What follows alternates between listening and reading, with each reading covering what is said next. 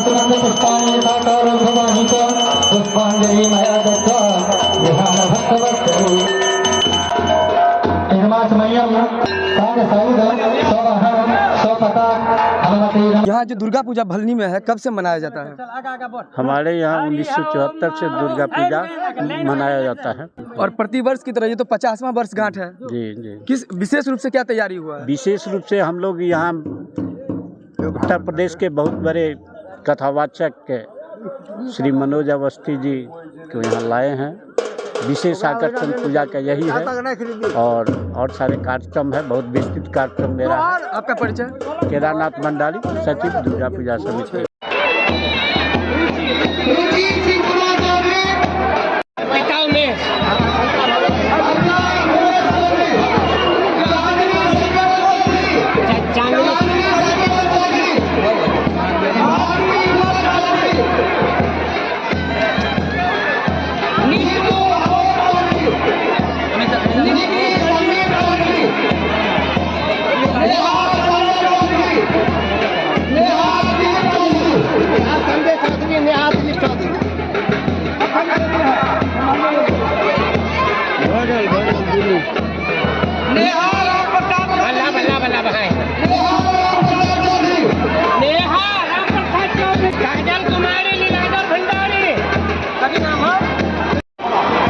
दोनों प्रकार के जितने कार्यकर्ता थी उनका आग्रह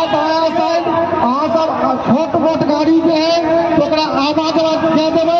नमस्कार, मैं आकाश मिश्रा, आप देख रहे हैं मेरा गाँव मेरा दरबार न्यूज चैनल। इस वक्त हमारी मौजूदगी है मधुबनी जिला कलवाई में। आप देख सकते हैं विशाल शोभा यात्रा।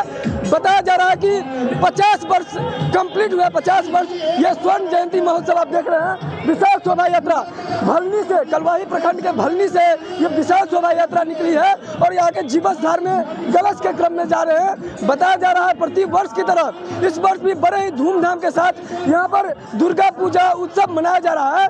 और यह भी बताया जा रहा है कि यहाँ पर स्वर्ण जयंती उत्सव है। प्रति वर्ष की तरह बड़े ही धूमधाम से श्रद्धालु भक्तजन पहला पूजा आज पूरे देश भर में बड़े ही धूमधाम के साथ पूजा अर्चना मनाया जा रहा है। इसी क्रम में आप देख सकते हैं यहाँ पर 351 कुमारी कन्याएं हैं जो शोभा यात्रा के क्रम में बताया जा रहा है कि इस वक्त भलनी से आई हुई हैं और कलश यात्रा जल भरने के लिए अभी जीवसधार की तरफ जा रहे हैं। नौ दुर्गा जी का जो रूप है उसमें पहला जो पूजा है शैलपुत्री का पूजा होता है और आज माँ शैलपुत्री की पूजा अर्चना के लिए आप देख सकते हैं विशाल शोभा यात्रा और कलश यात्रा के क्रम में लगातार यहाँ पर आप देख सकते हैं भलनी जो दुर्गा मंदिर है, भलनी दुर्गा मंदिर प्रांगण से जल भरने के लिए ये सभी लोग जीवसधार की तरफ जा रहे हैं। और बताया जा रहा है बड़ी धूमधाम के साथ और हर्षोल्लास के साथ। और हिंदुओं की जो आस्था का केंद्र बिंदु है, ये पूरे साल भर इंतजार करते हैं कि माँ दुर्गा की पूजा अर्चना हो। और इस क्रम में आप देख सकते हैं शोभा यात्रा।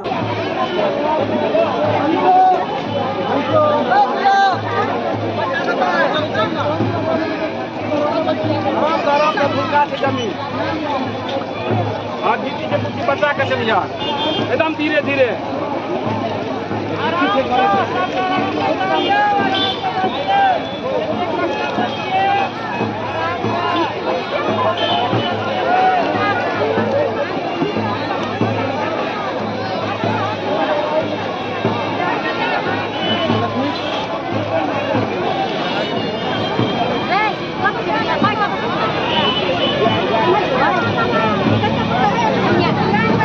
Ahí va,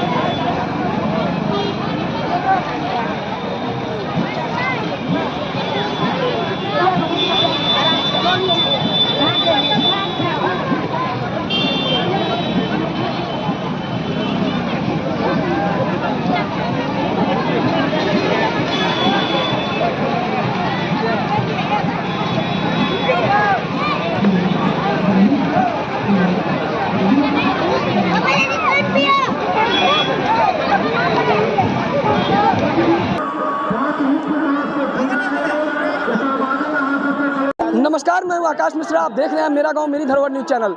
इस वक्त हमारी मौजूदगी है मधुबनी जिला के कलवाही जीवछ धार में। अब बता दें कि यहाँ प्रतिवर्ष की तरह लगातार 49 वर्षों से प्रतिवर्ष की तरह बड़े ही धूमधाम के साथ माता दुर्गा जी की पूजा अर्चना की जा रही है। और बताया जा रहा है कि पूरे देश भर में इस वक्त बड़े ही धूमधाम के साथ और हर्षोल्लास के साथ इस पूजा अर्चना को मनाया जा रहा है, क्योंकि हिंदू के आस्था का एक पावन पर्व है। और बताया जा रहा है कि भलनी में, कलवाही प्रखंड के भलनी गांव में ये 50वां स्वर्ण जयंती महोत्सव है। आप देख सकते हैं कि यहाँ पे विशाल शोभा यात्रा के क्रम में सभी लोग यहाँ पर जीवछ धार में आई हैं फल लेने के लिए। और कलश यात्रा के क्रम में जो शोभा यात्रा है 351 कुमारी कन्याएं हैं। यहाँ पर अध्यक्ष महोदय भी हैं, उनसे भी हम बात करेंगे। दिनेश चौधरी। ये जो भलनी गांव में दुर्गा पूजा हो रहा है, कब से हो रहा है? 1974 से। और प्रतिवर्ष की तरह इस वर्ष भी आप लोग बड़े ही धूमधाम से मना रहे हैं? वो बहुत धूमधाम से 50वां साल है। तो है जो हमारे यहाँ देवी भागवत सबसे प्रथम। दूसरा बात एक है मैथिली प्रोग्राम, बाकी और प्रोग्राम नाटक है वो अलग। बाकी हम सब लोग जितने भी हैं पूरी श्रद्धा से अपना पूजा अर्चना कर रहे हैं। हाई लेवल प्रोग्राम सब है, मैथिली प्रोग्राम भी है। सब तरह सब लोगों के लिए हम लोग व्यवस्था किए हुए हैं। काफ़ी उत्साह है लोगों के बीच, गांव के लोग काफ़ी उत्साहित है। सबके सब हम लोग एकदम अच्छी तरह से पूजा को शांतिपूर्ण ढंग से तो मनाएंगे। देखा जाए कोई भी पूजा अर्चना अगर बड़े ही धूमधाम से होता है तो गांव के हर एक नवयुवक का भी इसमें हाथ रहता है। लेकिन ये पूजा समिति में जो मेन जो आपका कमेटी मेंबर है, क्या नाम है उनका, कौन कौन है? ये तो हम लोग हैं, अध्यक्ष हुए, सचिव हुए, राम कुमार चौधरी हुए, जीतन राम जी हुए, लक्ष्मी साथी जी हुए, बुच्चीलाल चौधरी जी हुए, धर्मेंद्र चौधरी, उपेंद्र ठाकुर, महेंद्र ठाकुर और सारे लोग हैं, राम प्रसाद पासवान जी हैं। सबके सब है, सब नवयुवक सबके सब साथ है, सब काम करें, सब लगे हुए हैं। अपने अपने सबों को ड्यूटी दे दी गई है, सब अपना काम में लग चुके हैं। प्रति वर्ष की तरह इस वर्ष भी बड़े ही धूमधाम से, लेकिन स्वर्ण जयंती महोत्सव है, इसलिए खास ये है कि श्रीमद् देवी भागवत कथा यज्ञ हो रहा है और भक्त को कथा श्रवण करने के लिए यहाँ सभी लोग आमंत्रण भी दे रहे हैं।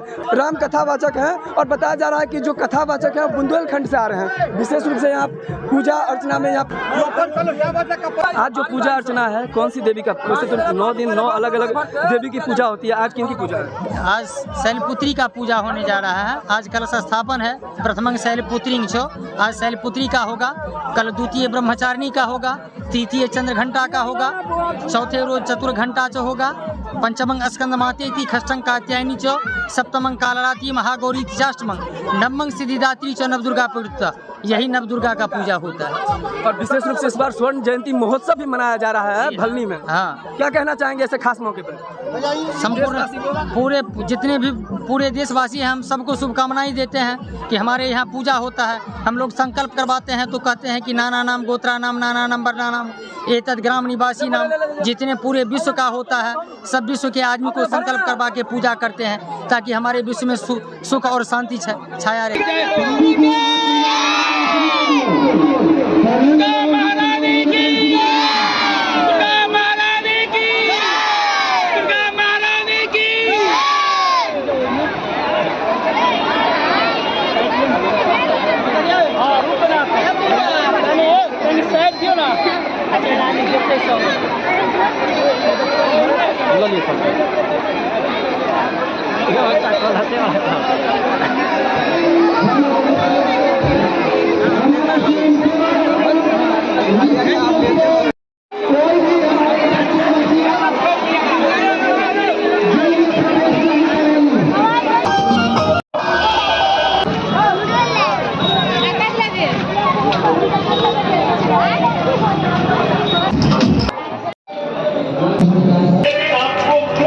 तो भगवान से जुड़ जाइए, आप जीवन में मूल्यवान हो जाएंगे। यही दुनिया का नियम है। मिलेंगे लोग पूछेंगे तेरा व्यापार कितना है, हम मिलेंगे लोग पूछेंगे तेरा व्यवहार कितना है, और मगर ये कोई न पूछेगा प्रभु से प्यार कितना है। ये पूछने वाला कोई नहीं।